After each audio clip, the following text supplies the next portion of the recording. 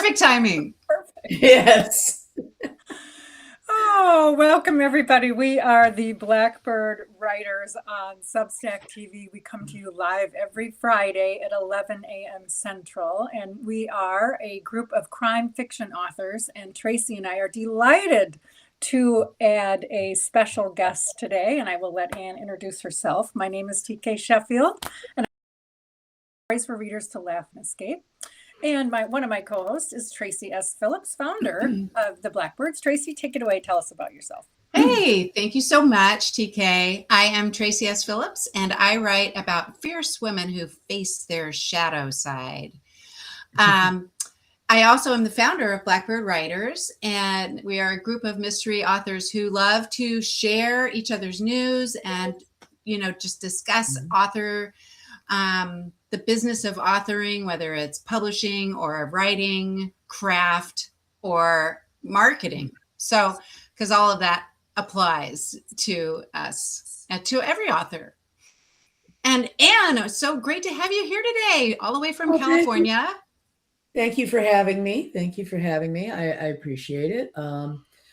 I'm Anne Louise Bannon. I'm the author of the Old Los Angeles series and the Operation Quicklime series. And I'm right more cozy and historical. The Old Los Angeles series is set in the 1870s in LA and features Maddie Wilcox, a physician and winemaker. And that's me. I love Maddie. Maddie is great. Oh, thank you. You're so sweet. And it's fun to read about all the details of being a female doctor back then. Yeah, I have a friend who's a retired physician who read it and just plots. She says, I can't imagine practicing medicine without imaging, without antibiotics. Oh my God. Right. A whole different world, right? A whole different world. Well, we're so happy you can join us. And I see Lori Buchanan is with us. Hi, Lori, and hi, Roxanne. Hi, Lori. Hey, Thank you for joining us today. We are a group of writers, a flock, so to speak. And as we like to say, we were writing before AI. So one of the purposes of being live on Substack TV is to talk about our craft, to talk about our skills, and to build trust with the community that, look, we were writing before 2025 and AI really changed the world. So the world of writing and the rest of the world too. So we just want to, communicate with you and let us, have you get to know our books and topics of the day and some of our favorite things. So today we have a great topic that I can't wait to dive into, which is, the scam emails and things that authors are getting. But first of all, we're going to bring you news from the flock. So Tracy, go ahead. I know you've got some updates and I've got some and Anne's got some too. So yeah, we have some fabulous news from some of our Blackbirds. Today in the news, Margaret Mizushima is working on her 12th Timber Creek Canine mystery. And she's thrilled to share that she hit the midway point this week. Fighting Edge, which is the 11th book, will be out in September, on September 8th. And that is already up for pre-order. And I have a link for that one right here. I'll drop it in the chat. And just so you know, if you're watching, these links aren't live links. You have to copy and paste it into your browser. So something I can't tell from this end since I'm hosting the video, but you can do it that way. In other news, Janae Sakin and Jeff Nania are finalists for the MIPA Awards, which is M_I_PA. So I was looking it up, and it is not the Michigan Interscholastic Press Award. It is the Midwest Independent Press Award. So congratulations to Janae and Jeff for being finalists in that. And also, Janae is rocking the awards these days. She is now a 2-time winner of the Hawthorne Prize for both two of her books, I can't remember the names now. And The Women Who Stand Between is one of them. And the other one is the first book in her other series, Behind the Lens. So congratulations, Janae, who is also a winner of the SIBA, the Chanticleer Fiction Awards. Yeah, that's So, wonderful. Such good news. Such good news. Yes. And her I've books got- are amazing. Right. You know, the awards are fabulous and they boost credibility and they show the quality of the work. But, you know, and then it's just wonderful to have them as part of the flock too. So, Yes. you know, and hopefully readers will enjoy them and pick up those books and give reviews. You know, you can always give a rating. You can, you know, leave a short couple line review if you choose to. And we so much appreciate that if you take time to do that. I've got a couple things. Sharon Michaeloff, one of the Blackbirds, has Under the Kissing Bough releasing June 12th, a Regency holiday romantic thriller. So congrats, Sharon. And if you know Sharon, she's a fabulous blogger too. So she's got Coffee and Eclairs right here on Substack. And give her a follow. She's always fun and interesting and writes great books. So check that one out. And also I have news for my book. This one. And I love awards, but I really love the humor awards. This one is up for a medal from the Florida Association of Publishers, the Valentine Lines, and I can't wait. The awards are announced, the finalists or the winners are announced in August in Orlando.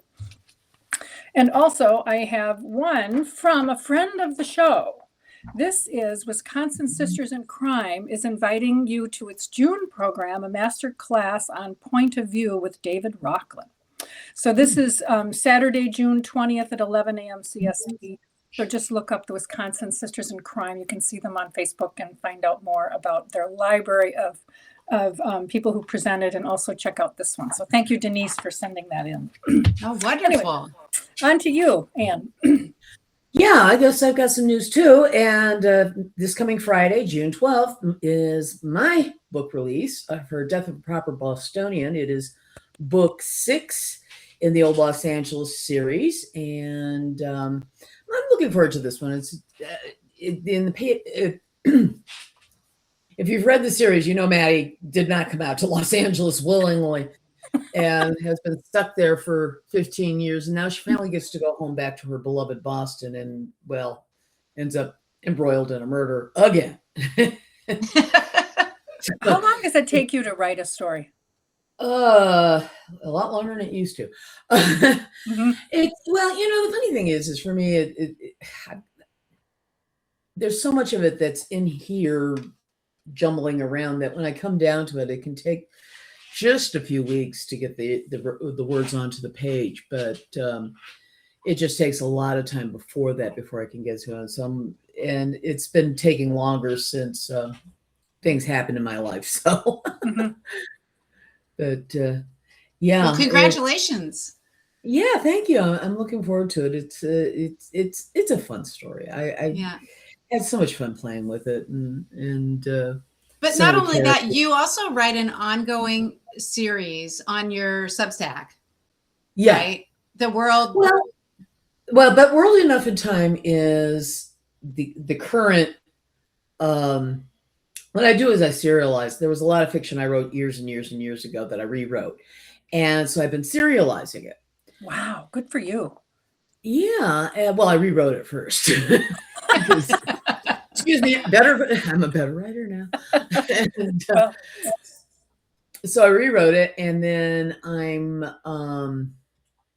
so I serialized it on Substack. In fact, if you join my Substack at AnneLouiseBannon.com, or Anne Louise Bannon, I think, and don't forget the E at the end of Anne, you can get it. We're kind of coming to the end on the first of my time travel series, but World Enough in Time.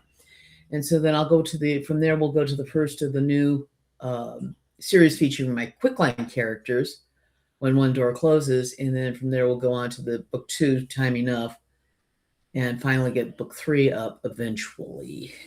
Oh, fabulous. Wonderful. I love that idea. Hi, Sean. Nice to join us. Sean is up for an award. Speaking of, one of I think Madison's very favorite author, Madison Magazine. It's Best of Madison.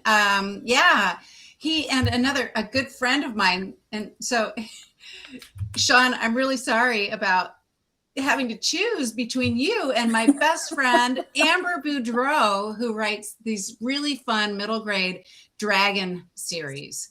So she writes some really great mysteries too, and also like, what do you call it? When people shift into paranormal?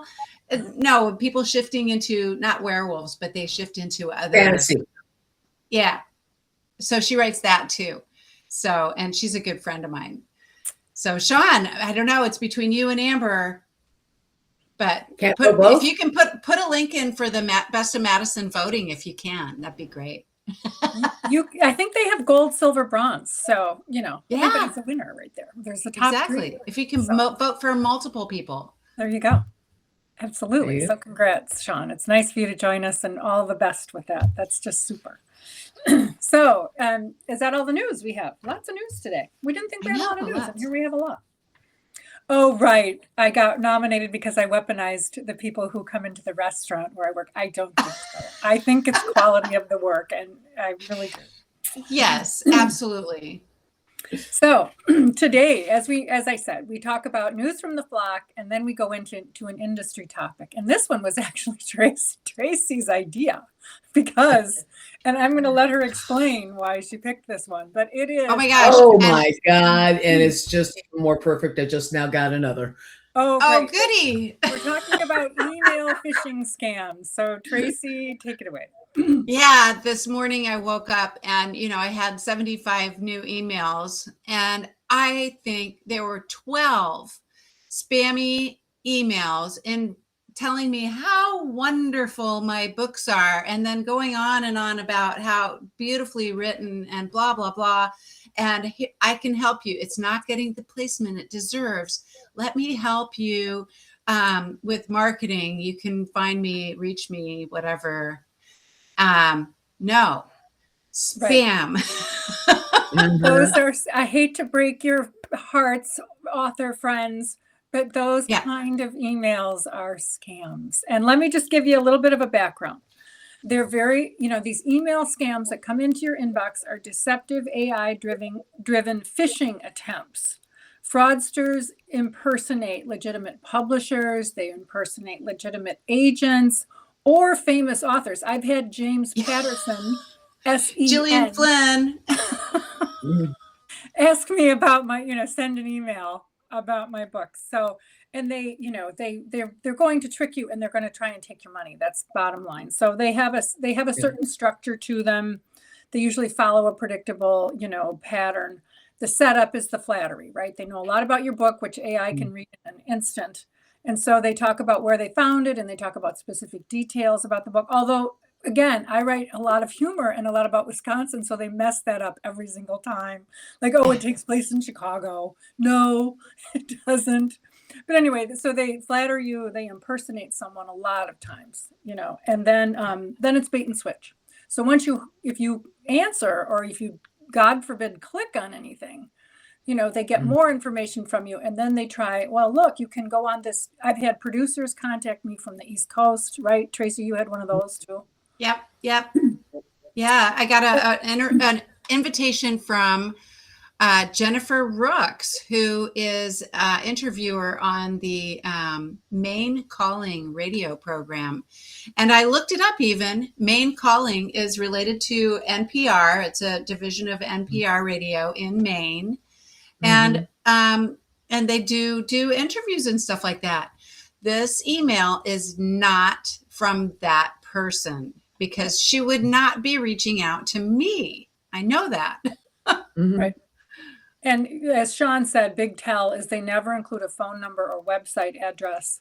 And the other thing I've noticed is a lot of time it's not, well, sometimes now, like I got one from, I think it was a Boston radio show. They actually use the, show.com kind of thing. But right, they don't usually include any kind of phone number or the website where they're supposedly from. Well, actually they do sometimes. The one I just got, he's got a website and at Crew Fiction. And then the one from Stacy at Harlequin Publishing. Oh, yeah. And I got two of them, by the way. One went to my comments address. And yeah, she's got a street address in New York City, which, by the way, Harlequin Books is not in New York. They're in Northern New York, and a phone number.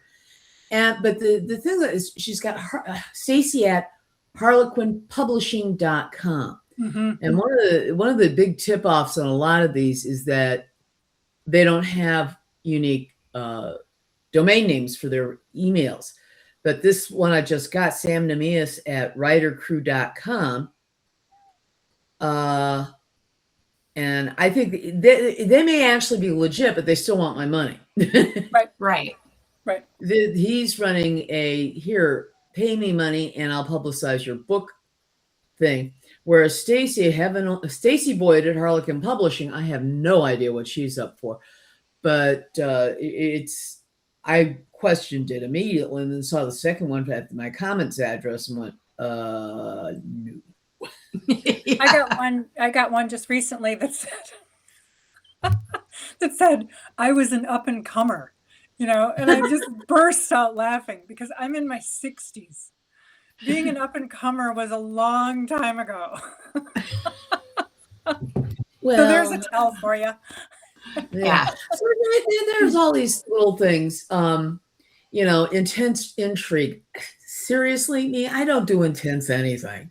Well, it's intense to me. It's as intense as I want to get, but it's like Tracy, TK, you keep saying, to laugh and relax and escape with. I'm more that end of things. Yeah. And there's like 12 graphs here on the Harlequin one. I'm like, seriously? Right? Yeah. And as much as we'd like to believe it, right. agents and publishers don't reach out. I mean, maybe if you're a star on TikTok, right? You've got 1 million followers on TikTok, they might reach out to you then. Right. But, or if you've clearly made, like hundreds of thousands of sales. Right. And then, but, all of us little mid-list authors or, below that, which I count myself in, they're not going to be looking for you. They're just not. And it's, there is that dream. I think that's the thing they're playing on, is the idea that there is that dream that somebody's going to go be out there and spot me. And, it's all going to be happy and, cupcakes and candlelight up from here on in. And it's not. And I think the thing is that Stacy and I were laughing at. I mentioned I was getting an email from Stacy Boyd. She says, I got one too. Yeah. I'm like, that's a busy little bee. Right. It's funny how they sort of come in waves.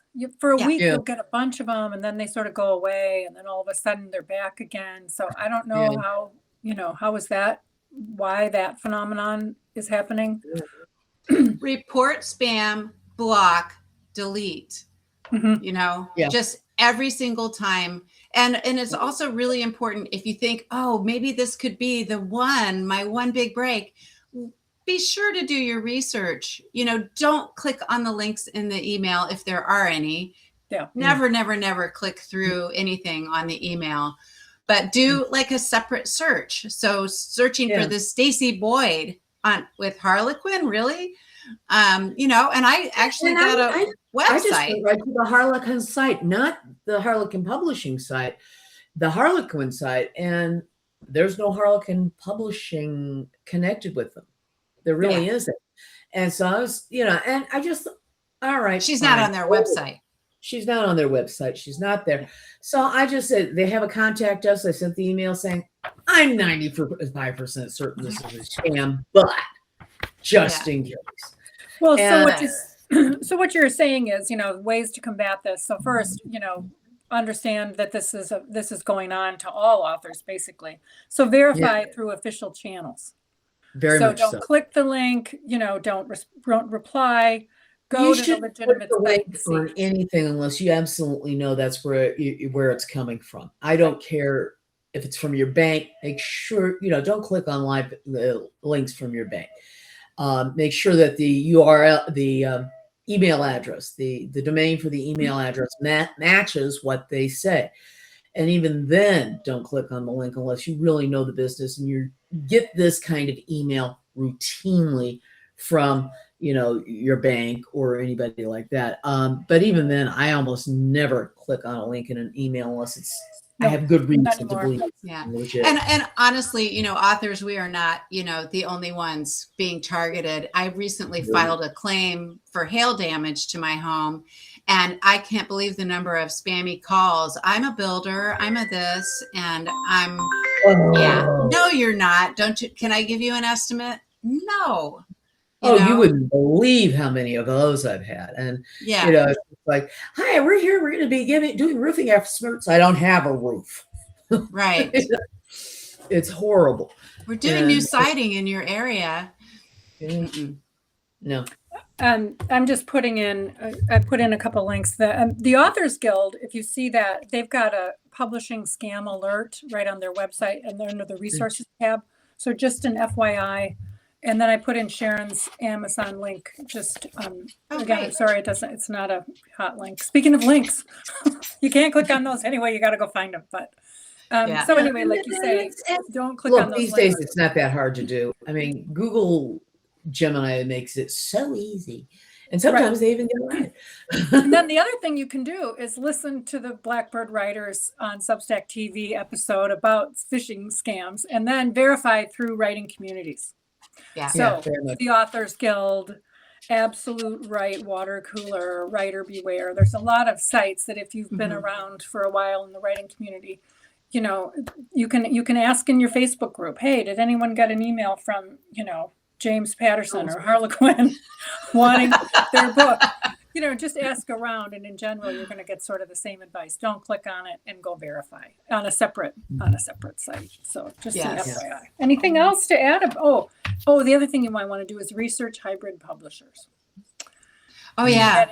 If you're getting your solicitation from a hybrid and it sounds too good to be true, go do probably is. Ask some questions. It probably is. I mean, that's the thing, Yeah. And the thing that bothers me or worries me is if there are legitimate people out there who might have something nice to say about your book and you don't know them from Adam and you're blowing them off and they're going, well, why, huh? And, not realizing that we're getting spammed to death with these bozos and they're just trying to be nice. Or maybe they do have a book club and accidentally stumbled across my book or something like that. Maybe they were at BoucherCon or something. They don't always tell me how they found out about me. So chances are it's a scam. And if you are somebody who wants to write an author, make sure you point out how this person exists. Right.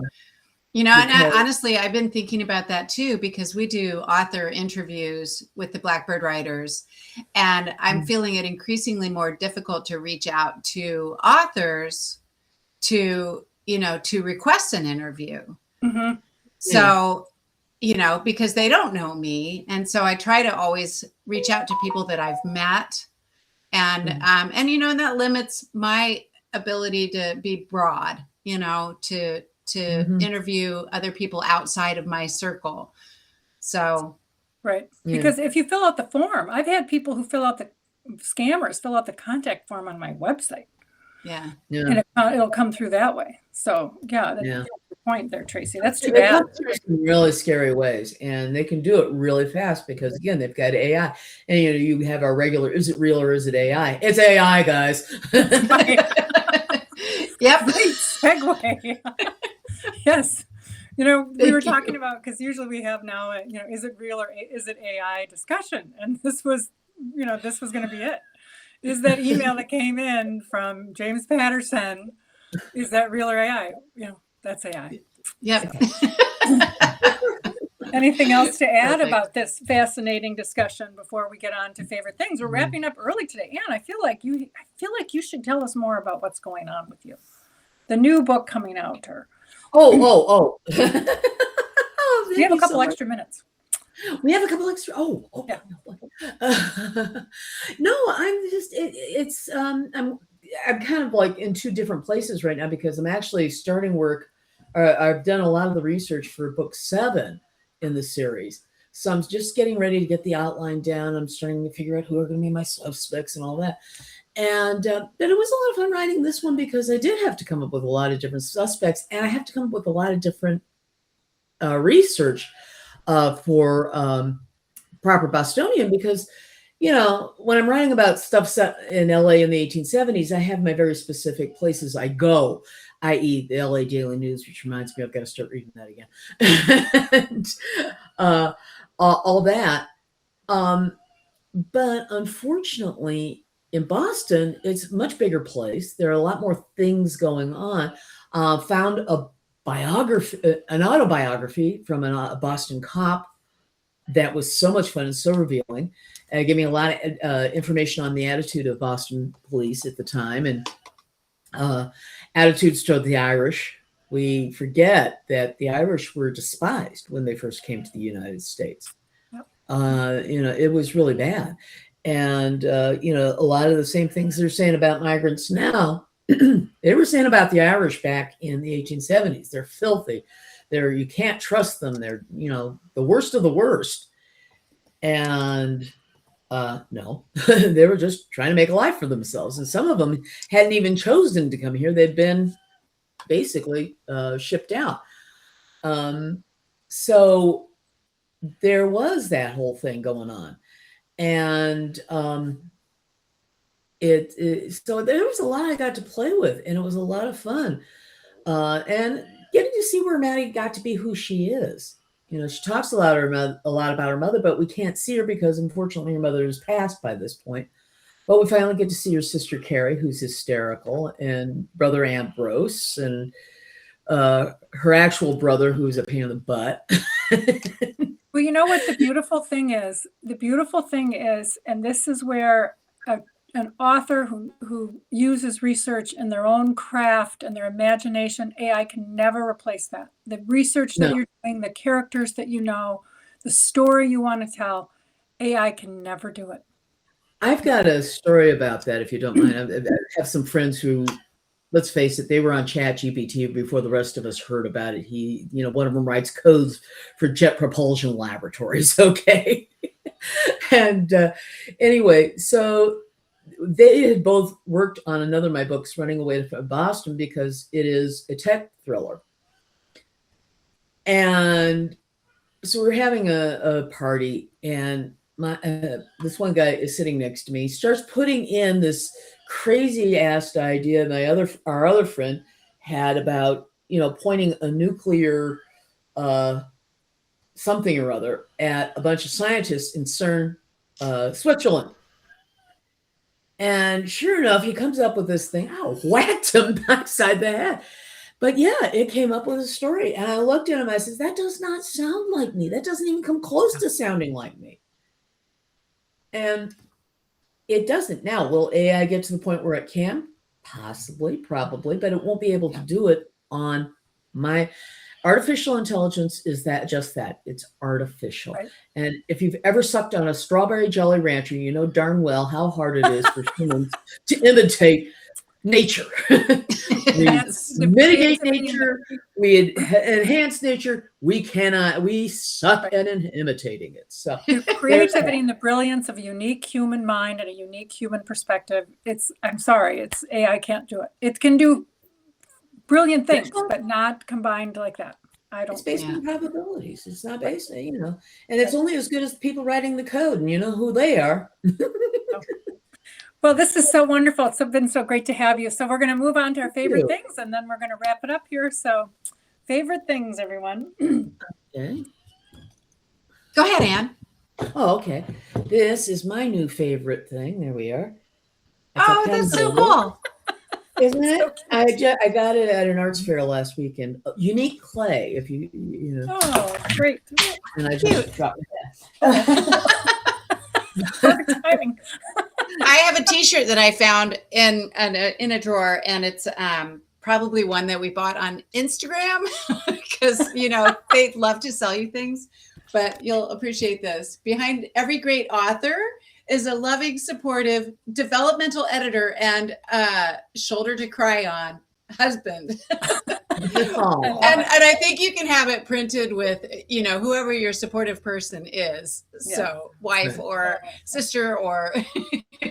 That's so great. Well, in honor of, I've got a favorite card, and I always keep a bunch of inspirational cards next to my desk, including some fun ones like keeping your sanity in my prayers. And I'm extremely angry at the universe on your behalf. And then I have this one from my dear hubby, whatever we do, wherever we are, everything will be okay because I love you. And that's just inspirational cards I keep by my desk to keep me going every day. So Love it. anyway, this has been so fun with a special guest. Valerie, we missed you, and hopefully we will see you back next week. And happy June, everyone. From our nest in the Midwest, we discuss issues in the book world, new releases from Blackbird authors, and our favorite things. So please tune in, share with your friends, and let us know what you're up to in the comments. On behalf of Tracy and Anne, I'm TK Sheffield. Thank you for tuning in. We will see you next Friday at 11 a.m. Central. All right. Thanks, everyone. Thank you, Anne. Thank you for having me. All right.